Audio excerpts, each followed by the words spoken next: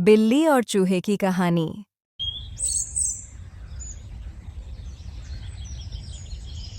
ये बात है एक गांव की जहां एक बड़ा घर था।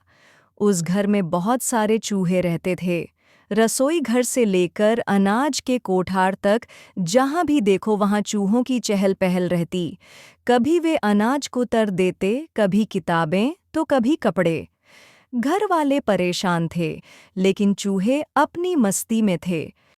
इसी घर के आंगन में एक दिन एक बिल्ली आ पहुंची। वह बिल्ली तेज, चालाक और बहुत भूखी थी। उसने सोचा, वाह, यहाँ तो चूहों की बारात है।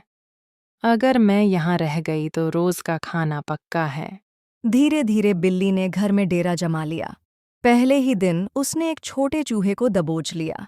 बाकी सारे चूहे डर गए और छिपने लगे। चूहों ने तय किया कि अब तो कुछ करना पड़ेगा, वरना बिल्ली सबको खा जाएगी। उनमें से सबसे बुजुर्ग चूहा बोला, भाइयों, हमें कोई ऐसी चाल चलनी होगी जिससे हमें पहले से पता लग सके कि बिल्ली आ रही है। बहुत देर तक सब सोचते रहे। तभी एक छोटे चूहे ने कहा, अगर हम बिल्ली की गर्दन में घंटी बांध दें तो जब भी वह चलेगी हमें आवाज सुनाई दे जाएगी और हम छिप सकेंगे। सब चूहे खुश हो गए, बोले, वाह, बहुत अच्छा विचार है। तभी बुजुर्ग चूहा धीरे धीरे बोला, ठीक है, लेकिन ये बताओ, घंटी बांधेगा कौन? ये सुनते ही सब चुप हो गए। कोई आगे नहीं आया।